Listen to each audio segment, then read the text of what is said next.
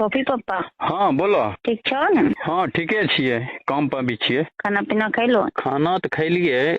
बड़ा आइ प्रेम से बात करे छो, कुछ बात आर छिए? नहीं तो बोल नहीं सके छी। एते तो प्यार से कहियो नहीं बात करे रहो, गारिये गलौज से बात करे रहो सब दिन। बात रही की जे करवा चौथ आ गए 2000 रुपया भेज देथन साड़ी लेथिए।